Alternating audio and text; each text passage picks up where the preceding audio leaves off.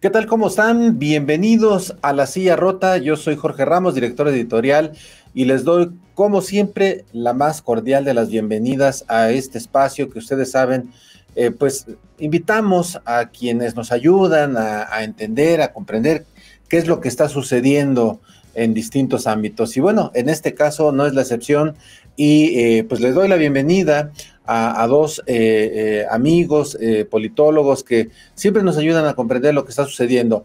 Gustavo López Montiel, ¿cómo estás? Bienvenido. ¿Qué tal? ¿Cómo están? Un saludo a todas y a todos. Gracias. Y al doctor Víctor Alarcón. Doctor, ¿cómo estamos? Como siempre, pues muy encantados de poder colaborar con este espacio, con La Silla Rota, y desde luego, pues siempre es un gusto estar con mi colega y gran amigo Gustavo López Montiel, ¿no? De quien aprendo mucho. Bienvenidos ambos. Y bueno, pues el tema que queremos abordar con ustedes ahora tiene que ver con pues la elección del 2024. Ya el proceso realmente el presidente de la República lo abrió desde el 2021, un poquito antes, y el próximo año habrá pues un proceso bastante grande, miles y miles de cargos en disputa, y me gustaría empezar por ahí. Por el tamaño de la elección, ¿cuál es, digamos, la importancia? ¿Por qué le debe importar a la gente? Empezamos con el doctor Gustavo López Montiel. Adelante. Gracias. Sí, esta elección es una elección muy grande, en buena medida porque aquí se vienen a configurar la conclusión, casi conclusión en realidad, de este proceso de centralización del día de las elecciones, que se inició hace ya varios años y que ha llevado a que generemos gobiernos que tienen 4 años, 3 años, 2 años, dependiendo de la forma en la que se coordinó el calendario electoral, pero que pues tiene como resultado el que sea, como el INE siempre dice, la elección más grande de la historia, ¿no?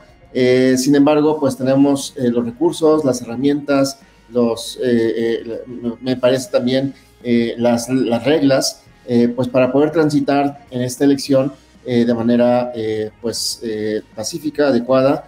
Sin embargo, pues obviamente siempre está la estrategia de los actores políticos que pueden de alguna manera, o que buscan de alguna manera también, en algunos casos, pues generar mejores condiciones para ellas y ellos en términos de la competencia, y eso es lo que de alguna manera son los riesgos que pueden presentarse. Pero en buena medida sí es una elección grande, es una elección que tiene muchos recursos también, pero también es una elección que, si bien están las reglas, en las últimas semanas y meses, pues hemos visto cuestionamientos a la autoridad electoral, a las autoridades electorales, en términos de la forma en la que se pueden tratar los aspectos específicos de la elección. Pero me parece que de alguna manera es una elección que, si tomamos la experiencia anterior, debería estar blindada en ese sentido. Claro. Doctor Víctor Alarcón, una primera aproximación. Son miles y miles de cargos en disputa, 9 gubernaturas, 500 diputaciones federales, 128 espacios en el Senado de la República y miles de otros cargos. Se renuevan 30 congresos, todo lo que ello significa, más de 1,500 diputados locales. Es decir, es una gran elección, y ya ni siquiera mencionemos regidores, en fin, una cantidad impresionante. ¿Cuál es tu primera aproximación, doctor? Bueno, mira, en complemento a lo que señalaba muy bien Gustavo, hay otros elementos de configuración que hacen que esta elección todavía se vuelva más compleja e interesante por ese lado. Vamos a tener, por ejemplo, que ya también prácticamente entra de lleno el proceso que marcaba la reforma electoral de 2014 con respecto a reelección. Ahora se van a poder intentar reelegir por vez primera senadores, ¿no? Ya en 2021 tuvimos el primer ejercicio de reelección de diputaciones a nivel federal. Entonces, esta sincronización de la que muy bien hablaba Gustavo, que tiene que ver con la idea de concentrar y ahorrar costos, ¿no?, en la gestión, en la administración electoral, pues también creo que ha sido un factor que ha incentivado, dada la pulverización y dada la extensión y la sincronización de tal cantidad de puestos, que esto creo que ha sido un factor que ha alentado fuertemente el que los partidos políticos consideren que no pueden ir solos, a pesar de que son partidos políticos nacionales. Hay que considerar que esto ha incrementado notoriamente la tendencia a volver a reactivar, bueno, están presentes ya de tiempo atrás los modelos coalicionales, pero que incluso en el famoso Plan B tratasen de incorporar de nueva cuenta, cosa que prevalece en algunas entidades de la República de manera muy específica, pero la tendencia era volver a revivir también el sistema de las candidaturas comunes, es decir, con tal precisamente de optimizar estrategias de vinculación o de arraigo y poder explotar de mejor manera, por ejemplo, los nichos que cada uno de los partidos políticos tiene en ciertas regiones, en ciertas circunscripciones. Es decir, curiosamente, el esfuerzo, digamos, de nacionalizar el sistema no ha corregido del todo lo que efectivamente produjo la democratización, que hay una mayor pulverización, una mayor fragmentación de los votantes, y eso obliga, insisto, a que los partidos confeccionen o traten de confeccionar alianzas de muy diverso alcance, de muy diverso nivel. Tanto es así que la elección va a tender a estructurarse. Digamos, la elección del 18 tuvo 3 grandes coaliciones, ¿no? Hoy tendremos solamente 2 grandes coaliciones y un partido que si sigue en la idea de presentarse de manera independiente como Movimiento Ciudadano, pero pues esto habla de que el sistema, digamos, está tratando de optimizar tanto como puede las condiciones que el propio diseño electoral fue determinado, sobre todo en la última década. Claro. Ahora, visto esta primera aproximación, me gustaría preguntarte, Gustavo, de acuerdo con algunas observaciones de expertos, de acuerdo con datos, ¿no?, de los mismos órganos electorales, 145 municipios del país concentran el 46% de la lista nominal, es decir, unos 43.6 millones de votantes son los que concentran. Y en estos hay, digamos, una gran importancia. Asimismo, también si uno lo revisa desde el punto de vista de los distritos electorales, también ahí se concentra una gran expectativa.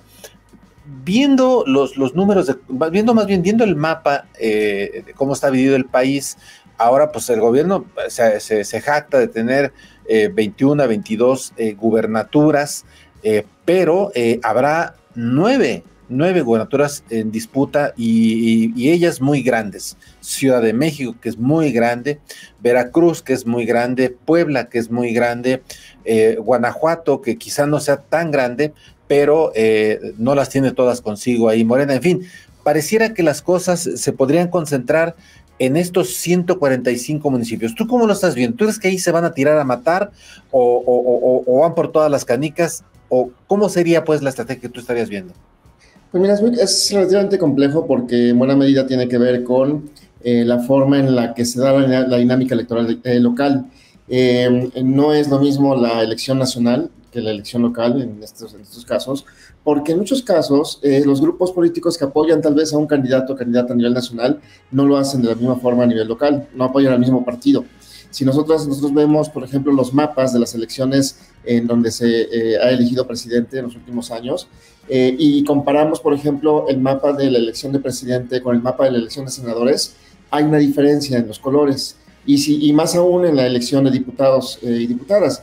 Pero si esos mapas los llevamos a la elección local, en los casos donde hay elecciones el mismo día, pues vamos a ver que hay casos en donde en los estados se da pues una condición en donde vemos muchos colores, muchos partidos ganan elecciones en municipios muy específicos, distintos a lo que pasó a nivel nacional. Entonces, me parece que eso habla mucho de cómo se da la dinámica local, a diferencia, pues obviamente, de la dinámica que llevan las alianzas nacionales, ¿no? En un primer caso. En segundo lugar, es cierto lo que dices, con excepción del Estado de México, hay elección de gobernadores y gobernadores en los estados más poblados del país. Que son precisamente estos que dijiste, ¿no? En ese sentido, me parece que es relevante, pues de alguna manera plantear la forma en la que se da la estrategia en estos estados, porque para que un candidato o candidata a la presidencia gane a nivel nacional, debe ganar por lo menos algunos de estos estados. Entonces, sí, va a haber una concentración, obviamente, de la estrategia en estas entidades, por todos los partidos, me parece, pero ahí pues hay que ver, por ejemplo, Morena tal vez tiene cierta presencia relativamente homogénea, porque tiene también expectativa electoral que los grupos reconocen, y por lo tanto, si alguien quiere ser candidato o candidata, tal vez quisiera ser primero candidato de Morena o candidata de Morena. Pero en segundo lugar, pues están otras alianzas, ¿no? Que si bien, por ejemplo, vemos la alianza a nivel nacional en términos del PRI, PAN, PRD, y pues de alguna manera el PRD ha comenzado a presionar, ya que no va a tener candidato, candidata, o sus candidatos quedaron fuera de este proceso de elección, va a comenzar a presionar precisamente con la forma en la que le asignan candidaturas, de alguna manera en algunas entidades. Pero esto no necesariamente se refleja igual a nivel local, donde, por ejemplo, hay partidos que tienen más presencia que Morena o que tienen presencia similar a Morena, o la alianza no se expresa de la misma forma. Por ejemplo, hay estados en donde hay partidos locales que tienen hasta cierto punto una presencia relevante, y esto tiende a modificar la alianza local. Entonces, me parece que esta complejidad se refleja también a nivel, obviamente, local, o más bien tiene su reflejo a nivel local, en donde de repente vemos alianzas entre el PT y el PAN yendo por una misma presidencia municipal, por ejemplo, un ayuntamiento, ¿no? Algo que sería imposible a nivel nacional, ¿no? Entonces, creo que si bien nos hemos enfocado a la estrategia, a qué pasa a nivel nacional, sí tendríamos que ser relativamente cuidadosos en enfocarnos a la estrategia local de los partidos, porque sí difiere mucho de la dinámica nacional. Claro. Víctor, a ver, decía yo que de los 300 distritos electorales en los que está dividido el país, 157, o sea, casi la mitad, están dentro de los 145 municipios que concentran la mayoría de la población. ¿Considerarías que tanto Morena y sus aliados como la oposición y sus aliados se van a tirar a matar en estos, o tendrían que ir por estos estados que ya mencionamos, que es Ciudad de México, me faltó Jalisco también es muy importante y lo tiene MC? ¿Tendrían que tirarse a matar ahí Morena? ¿Tú cómo lo estás viendo? Bueno, en este caso, siguiendo la actualización de la lista nominal del INE, hay 8 estados que concentran técnicamente esos 8 estados para ganar una elección presidencial con la proporción correspondiente. Esos serían como los estados más estratégicos, ¿no? O sea, tienes ahí a Nuevo León, tienes a Jalisco, tienes a Puebla, la Ciudad de México, el Estado de México, ¿no? Veracruz, ¿no? Baja California, ¿no? Y se me escapa algún otro, pero esto nos da una idea de que la oposición todavía tiene un margen de competitividad importante, ¿no? Es decir, en función también de lo que hay un control de gobernaturas que todavía permite que la oposición tenga algo de competitividad sustancial. Por eso, digamos, creo que desde luego hay que tomar en cuenta lo micro y lo macro, es decir, la combinación en la que los partidos políticos finalmente decidan primero, cómo coaligarse, segundo, sobre qué bases coaligarse, y tercero, cómo mover o cómo implantar una estructura de captación y movilización. Desde luego, aquí podemos entonces fijar que puede haber varias formas, ¿no? Digamos, ahora sí que el análisis electoral, por eso siempre es tan atractivo, porque, pues, como diríamos coloquialmente, la manera de agarrar el taco, pues vas a conocer al comensal, ¿no? Entonces, en este caso creo que estos elementos que tú bien nos estás poniendo sobre la mesa, y desde luego, Jorge, y desde luego a partir del comentario también de siempre atinado de Gustavo, creo que esto nos va dando una idea de que hay un repertorio que tienen que decidir los partidos de una manera pues muy particular. Tú mencionaste mucho la cuestión, ¿no? De, por ejemplo, cómo asignar las candidaturas que están reguladas también por todas estas características de las acciones afirmativas y la paridad entre géneros. Entonces, eso también, desde luego, pues es un factor restrictivo que en un determinado momento, pues tratar de combinarlo, tratar de encontrarle la cuadratura al círculo. Por eso esto conlleva pues mucho trabajo previo de ver realmente cuáles son las potencialidades y el tipo de candidaturas que finalmente se van a poder postular en cada espacio de la República. Insisto, desde la presidencia hasta las regidurías o los concejales aquí en el caso de la Ciudad de México, ¿no? Es decir, esta enorme cantidad de puestos a combinar y que además cuadren con estas restricciones, digamos que de alguna manera precisamente el Plan B trató de relativizar. Es decir, como no prosperó el Plan B, entonces siguen estando imperantes casi todas las disposiciones y todas las reglas que tanto el Tribunal Electoral y el propio INE diseñaron precisamente para poder hacer esta confección. Entonces, eso sí es una camisa de fuerza muy importante que los partidos políticos querían aligerar, ¿no? Tanto como intentaron hacerlo, y de hecho todavía hubo incluso a pesar del rechazo del Plan B original, todavía recordemos que en el último periodo de sesiones todavía intentaron meter un cambio de último momento, pero que evidentemente pues sí fue detenido por una fuerte reacción, sobre todo de las colectivas feministas, ¿no? Que tienen un fuerte lobbying al interior de las cámaras. Pero creo que sí, evidentemente los partidos políticos, cuando están, debido a que están atorados mucho con estas restricciones, creo que eso, una vez que lo resuelvan, porque pues evidentemente se tendrá que resolver primero la presidencial y luego obviamente conforme lo que marcan los tiempos de la LEGIPE en los 60 y los 90 días previos a la realización de las campañas en forma, todos estos procesos de precandidaturas, pues ahí evidentemente todavía tendremos un proceso mucho más centrado en lo interno, es decir, cómo acordar los equilibrios, cómo acordar la distribución de candidaturas, y yo creo que solamente hasta que realmente ya esto esté definido hacia marzo, abril del próximo año, en los respectivos niveles de estos registros que marca la ley, pues ya veremos ahora sí el despliegue a todo lo que da de lo que realmente incluso pueda ser la distribución de recursos que cada uno de estos partidos políticos destine a lo que consideren sus zonas estratégicas o sus nichos en donde consideren que pues, puedan hacer el cálculo de cómo obtener esta mayoría de espacios. Claro, gracias, Víctor.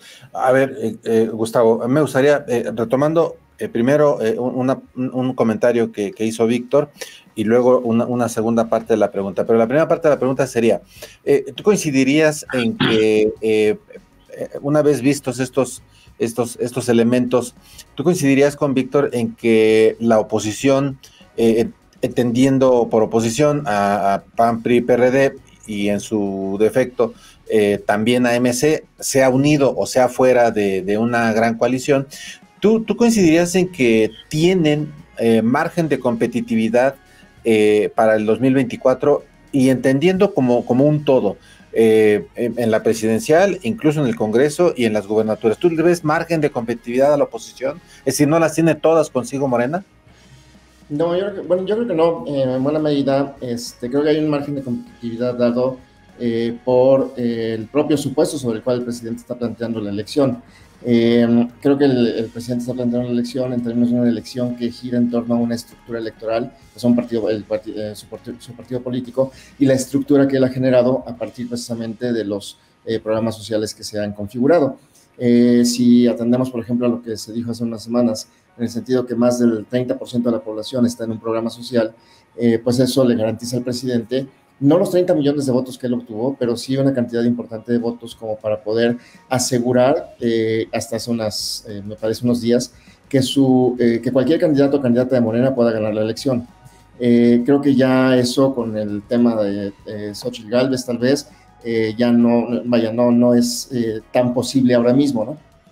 Creo que él sí tendría que asegurar, pues en una primera instancia, reducir el margen de competitividad de un candidato o candidata de la oposición. Me parece que es en una primera instancia la reacción que tuvo con Xóchitl Gálvez, pero en buena medida porque ella todavía tiene un potencial de crecimiento que no tienen ya, me parece, los candidatas de Morena, o tan grande como la que tiene, por ejemplo, cualquier otro candidato que pueda surgir de la oposición. Sin embargo, también el proceso que transita la oposición es muy complicado, pues porque hay muchos intereses que están involucrados, ¿no? Obviamente el interés del PRI, de Alito Moreno, de mantenerse y de garantizarse fuero, el interés, por ejemplo, del PAN de asegurar los grupos que lo controlan, de asegurar ese control y de tratar de excluir, como se ha venido dando en algún momento, a otros grupos que, aunque sean históricos, porque de alguna manera pueden mover su alianza interna. Por el lado del PRD, pues obviamente esto que hemos comenzado a ver ahora, ¿no? En el sentido de que pues el PRD tal vez ya no aporta mucho, pero aporta 2 o 3 puntos que pueden ser relevantes en un escenario de competitividad. Y si vamos a otros espacios, por ejemplo, el Movimiento Ciudadano pues está buscando articularse como una bisagra, como un punto de bisagra que pueda vender ese apoyo, pues me parece que en una primera instancia a Morena y en una segunda instancia a otros grupos, ¿no? Y eso es lo que garantizaría esa competencia. Yo creo que aquí la estrategia por parte de quien sea candidato o candidata a la oposición tendría que mover la elección a una elección de candidatos, una elección en donde haya que el candidato o candidata haga lo mismo que hizo López Obrador en la elección 2018, que por su figura se convierta en quien catapulte los votos de la oposición en los estados, ¿no? Y esto garantice, pues de alguna manera, en una primera instancia el Congreso. Si bien aquí me parece, por ejemplo, en una segunda dimensión, me parece complicado en este escenario que Morena pueda garantizar la mayoría en el Congreso. Creo que en este escenario de competencia no tendría la mayoría, tal vez mayoría relativa, pero no necesariamente la mayoría como la tienen ahora. Y eso me parece que sería, hasta ahorita sería un escenario relativamente viable. Habría que ver qué pasa todavía, ¿no?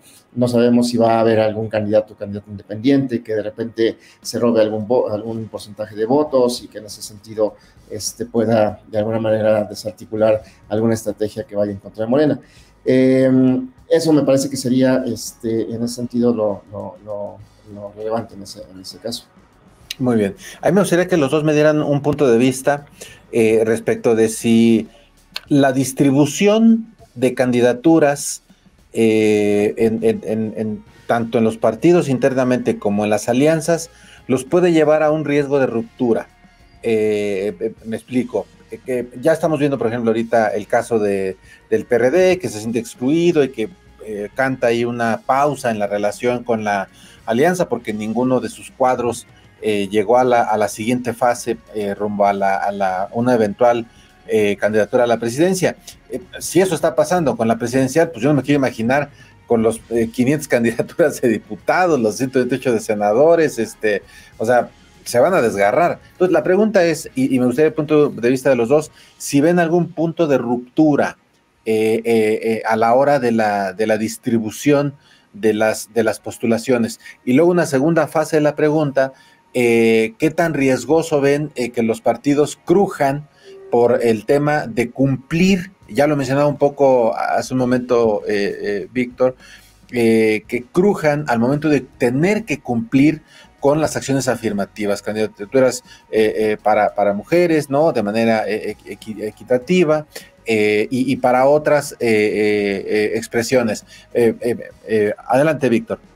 Bueno, mira, desde luego, el marco normativo que traemos desde 2014 precisamente pues es lo que le ha generado mucha inquietud a los partidos y como mencionaba en mi intervención anterior, por eso todavía hicieron un último intento pues si bien se habían comprometido, la oposición sobre todo, de no dejar pasar nada del plan B, de repente pues sí consideraron que había la posibilidad de flexibilizar al menos esta parte de lo de las acciones afirmativas. No lo lograron, o sea, es decir, no solamente es un fracaso del presidente López Obrador, sino en general de la partidocracia.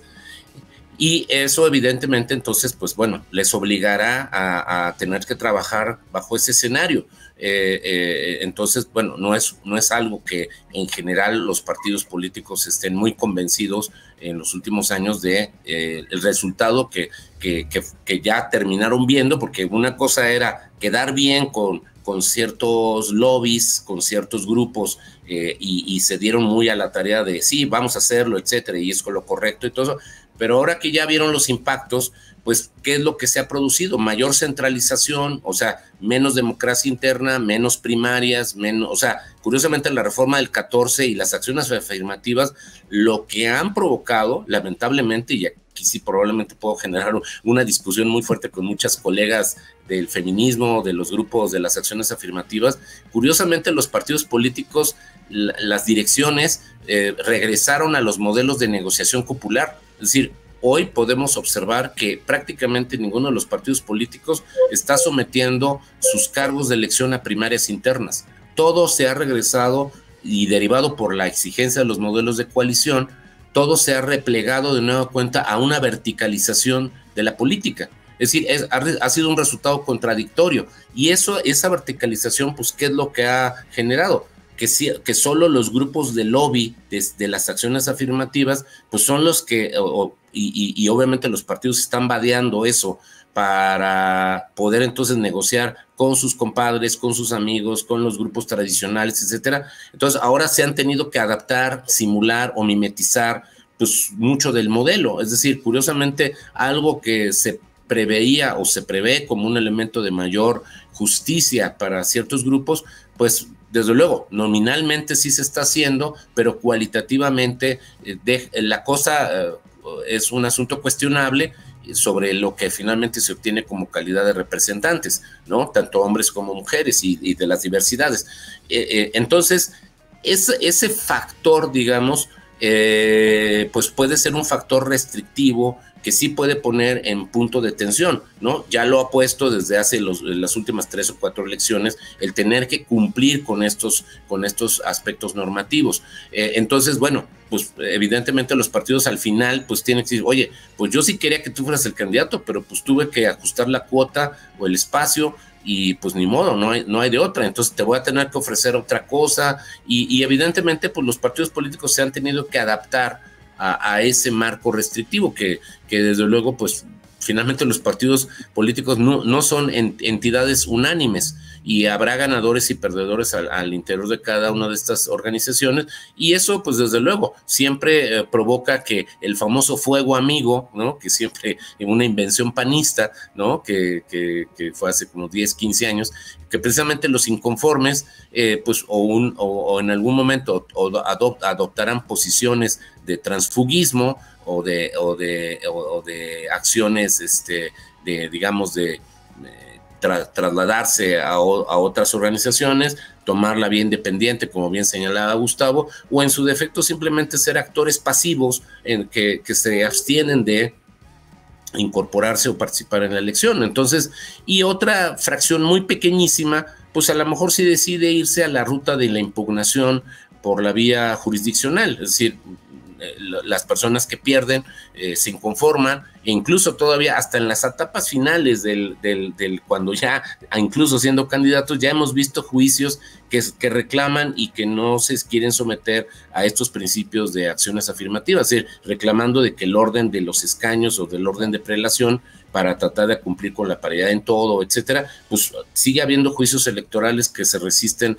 a decisiones de sus propios partidos, a pesar de que fueron primero definidos como candidatas, al final también se siguen revelando a los acuerdos de distribución final que determina la autoridad electoral. Entonces, esto es un proceso que lamentablemente en todas y cada una de las etapas que pudiéramos ir revisando, hasta el resultado final que se deriva, siempre va a haber efectos, digamos, de inconformidad. Es decir, es una condición connatural a los propios procesos políticos. O sea, no vamos a estar exentos de que estos problemas van a estar presentes en mayor o menor grado en todos los partidos políticos.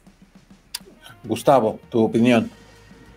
Sí, yo creo que hay varios aquí elementos también importantes en torno, me parece, a las distintas dimensiones de elecciones que vamos a ver en este año. Porque todas tienen riesgos distintos, para la configuración precisamente de esta posición opositora, por un lado, y por otro lado también me parece para Morena en sí. Pero me parece que hay quiero comenzar con una parte importante, y es que por lo menos en la parte presidencial hay ya un conjunto de hechos que podrían poner eventualmente en riesgo la siguiente elección. Eso es uno de los temas. El segundo gira en torno a esto que comentaba sobre la parte más local, más de si el frente es viable, me parece, de aquí a la elección. Y creo que en términos nacionales me parece que es viable, pero en términos locales, creo que la viabilidad se va a dar dependiendo de cada lógica local, porque los grados de competitividad de cada partido que integra al frente son distintos. Aquí este frente pues obviamente tendrá que cambiar de nombre en algún momento. Ahora es frente porque no tiene fines electorales, pero va a ser, vaya, si siguen comportando igual, va a transitar una coalición que al final tenga pues estos espacios de competencia local que le permitan de alguna manera configurar estos acuerdos, que ya hicieron en la elección de 2021. Pero como en esta elección hay más cosas en juego y en riesgo también para los partidos, por ejemplo, habría que ver qué es lo que espera el PRI en términos de su presencia, por ejemplo, en los estados, o ya no tanto el PRD me parece, pero sí, por ejemplo, el PAN, o las presiones que hay dentro del PAN en el sentido de que mejor hay que ir con el Movimiento Ciudadano y no hay que ir con el PRI, pues esto sí va a afectar la dinámica de competencia en los estados, y me parece que en términos de las elecciones locales, ahí sí habrá que ver por qué decisión toman al interior, pero me parece que si bien van a dejar transitar esta coalición a nivel nacional, por frente a coalición, a nivel local me parece que deberían dejarles la posibilidad a los estados de transitar con la alianza que sea más competitiva en ese sentido, porque eso es lo que les garantizaría eventualmente no únicamente votos, sino también posiciones. Entonces, creo que eso se va, un poco también atendiendo a las experiencias anteriores, se va a ir configurando en ese sentido. Claro, muy bien. Bueno, pues un minutito ya para ir cerrando nada más. Y este asunto que vimos en Ecuador, inquietante, el asesinato de un candidato presidencial de derechas que se había confrontado, ¿no?, con un expresidente, en fin, y que había asumido una postura claramente en contra de los cárteles. Quizás mencionado al cártel de Sinaloa. Hoy el presidente López Obrador en estos días dijo que él no veía, ¿no?, este tema de por qué se señalaba al cártel de Sinaloa, en fin, pero el tema final que quisiera preguntarles a los dos es si además de estas tensiones que evidentemente vamos a ver, este tema de que la oposición se está volviendo digamos, competitiva, ¿no?, rumbo al 2024 en un aspecto, digamos, global, pero el tema de la violencia, ¿cómo ven el tema de la violencia cuando están en disputa pues, casi 30,000, 40,000 cargos como riesgo potencial en el 2024, Víctor? Bueno, desde luego es una variable que no podemos soslayar, ¿no? Dentro de los márgenes que hemos observado en los últimos 10, 15 años, pues ese nivel pues ha prevalecido, ¿no? Hemos tenido algunos puntos pico, ¿no?, donde sobre todo en el ámbito municipal es donde pues hemos encontrado mucha mayor incidencia de estos eventos, ¿no?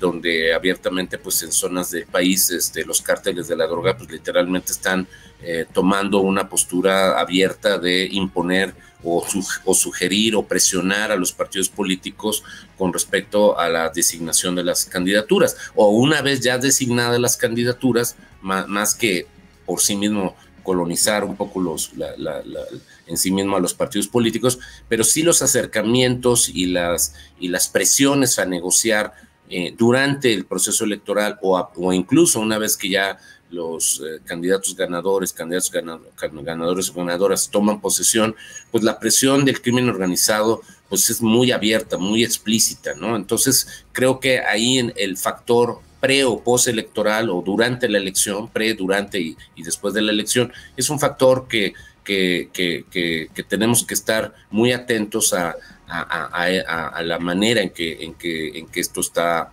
generándose. Evidentemente el ataque en Ecuador pues es un abierto elemento de intimidación para que el tema del narcotráfico no se aborde, es decir, o que le moderen un poco a la idea de que sí, no, casi el estilo calderonista de la guerra total, ¿no? Entonces esto pues marca una pauta muy clara de lo que va a ser la agenda de discusión o pues lo que puede provocar efectivamente es que haya una reacción ciudadana todavía mucho más valiente, mucho más puntual, y que incluso algunos de los candidatos o candidatas enarbole todavía incluso con mucha mayor virulencia, con mucha mayor fuerza, pues la defensa de la ciudadanización y el combate al narcotráfico. Desde luego, eso, pues, evidentemente eso habla de las condiciones y las cualidades de los candidatos o candidatas que están dispuestos a ofrecer hasta su vida para enfrentar una cosa como de este tipo. Pero lamentablemente por el otro ámbito, casi por lo general los partidos políticos, entonces, pues, dada la fuerza económica, dada la fuerza de movilización que en algunos contextos pues llegan a poseer estas organizaciones, pues lamentablemente eso tiende más a lo otro, ¿no? A minimizar, a conciliar. La actitud misma del presidente, como tú lo acabas de decir, Jorge, o sea, de inmediatamente desmarcar al cártel de Sinaloa como posible implicado, y dadas las nexos y las presuntas vinculaciones que el propio presidente ha mostrado con un trato deferente precisamente al cártel de Sinaloa, en sus visitas al Estado, en sus referencias a los familiares de Chapo Guzmán, etcétera. Entonces, pues todo ese tipo de situaciones pues nos da una idea, ¿no? De mucho de lo que también tenemos que hablar un poco con mucho cuidado y mucha precaución de lo que hasta ahora también ha sido la relación del narcotráfico en la actual administración con el gobierno, con el ejército y en sí mismo cómo puede ser una variable que incida en el proceso electoral. Claro, Gustavo, y recordar, ¿no?, que en las elecciones del 21, que hubo muchas gubernaturas en disputa, las que se han venido, y hubo quejas por parte de esta alianza, ¿no?, PAN, PRI, PRD, que la llevaron a instancias internacionales señalando posibles nexos, y hemos visto, por lo menos comprobado, pero sigue ahí la alcaldesa, ¿no?, por ejemplo, Chilpancingo, que está sentada, ¿no?, hablando de estrategias con una persona señalada como presunta criminal, y la alcaldesa sigue ahí y es de Morena. ¿Tú cómo ves el tema, Gustavo, para ir cerrando? Sí, yo creo que en buena medida lo que dice Víctor es cierto. Aquí me parece que hay que en una primera instancia, por un lado, el cuidar no únicamente la injerencia del crimen en términos de la ubicación de candidatos, por ejemplo, o del financiamiento, sino que tenemos una condición en algunas entidades, como esta que mencionabas en Guerrero, por ejemplo, no únicamente Chilpancingo, o Acapulco, sino otros municipios también, en donde pues ya el crimen organizado está ahí y está gobernando. De hecho, en algún momento hay alguien que decía antes, le pagaban al municipio para poder operar, hoy el municipio les paga para poder gobernar, ¿no? Entonces, pues en buena medida están ahí, y eso me parece que es muy complicado porque habría que arrancar al crimen organizado de la estructura gubernamental en una primera instancia, porque en muchas ocasiones tienen capturadas a las secretarías de gobierno, a las jefaturas de policía, que son las áreas que más controlan, pero hemos visto municipios en donde ya son parte también de los grupos de inspectores en los mercados, en las calles. Entonces ahí me parece que ya eso sí es un tema relevante, porque pues obviamente van a buscar no perder esas posiciones. Y lo que hemos visto es que, si bien, por ejemplo, lo que en la elección pasada las acusaciones fueron en Michoacán, en Guerrero, en Sinaloa, pues son acusaciones en Colima, por ejemplo, que no necesariamente... San Luis Potosí. San Luis Potosí también, en donde si bien giran en torno a quien gobierna ahora, lo que hay que reconocer es que en muchos estados abarcan a todos los partidos. Entonces eso se hace mucho más complicado, porque no es únicamente el financiamiento a todos los partidos, sino también las alianzas que se configuran en términos de a quién apoyar o a quién no apoyar. Y bueno, y en buena medida, como hay penetración social del crimen organizado en algunas entidades, pues eso también ha permitido que se configuren clientelas narcoelectorales en buena medida, que pues de alguna manera orientan la votación en algunos municipios. Si bien esto se da obviamente a nivel municipal, porque es donde está la operación precisamente de muchos de estos cárteles, lo peligroso sería que eso se trasladara a la dimensión federal en las senadurías, que me parece que en algunas entidades ya se ha dado, o incluso la presidencia de la República. Entonces, porque ahí sí se estarían comprometiendo de alguna manera elementos relevantes en términos de la gobernabilidad nacional, no únicamente local, que es donde está el problema, pues ahora, y en donde pues no tenemos, me parece, las herramientas que vinculen la prevención electoral con respecto a estos acontecimientos o a estos grupos más bien, y su injerencia en la elección. Lo que veíamos en el pasado es que el INE, y me parece que van a decir lo mismo, el INE no se puede meter en eso. Me parece que sí, no, el INE organiza, pero al final de cuentas las estrategias que la autoridad electoral, las autoridades electorales junto con el gobierno configuran para evitar que así ocurra, no se han dado, y creo que no veo que se puedan dar para evitar que eso ocurra. Entonces, pues lo que vamos a ver tal vez es lo que hemos estado viendo, lo que vimos en la elección 2021, en donde hubo varios asesinatos de candidatos y candidatas en el nivel local. Ojalá no se diera, pero si el crimen está involucrado, pues me parece que es uno de los temas más sensibles, ¿no?, que podamos observar. Claro, no, ahí están casos como Moroleón, ¿no? En Guanajuato, donde asesinaron literalmente en un acto de campaña a la candidata, y quien asumió fue su hija, y candidata de Movimiento Ciudadano, ¿no? Por ejemplo, sí, por decirlo. Entonces, la cosa está tremenda, ¿no? Lo que hemos visto en estos días, lo que pasó en Campeche, lo que pasó en algunas otras entidades con operadores, por ejemplo, en el contexto de Morena, no es porque estén, me parece, en ese sentido atacando a Morena, sino pues porque son quienes gobiernan. Entonces, al final de cuentas, o en Guerrero, por ejemplo, al final de cuentas lo que se da, es la consecuencia, ¿no?, del crimen organizado penetrando las estructuras gubernamentales. Totalmente, y lo que mencionaba Víctor, ¿no? El caso de San Luis Potosí, en fin, preocupante. Yo quiero agradecerles de verdad, Víctor Alarcón, Gustavo López, Víctor Alarcón, de verdad agradecerles a los dos que nos hayan acompañado en esta conversación con La Silla Rota para acompañar una serie de trabajos que vamos a ir publicando respecto de esta enormidad, ¿no?, de cargos en disputa, pero lo que acompaña, digamos, a estas cifras, este contexto. De verdad, agradecerles muchísimo que nos hayan acompañado. Muchísimas gracias, Víctor.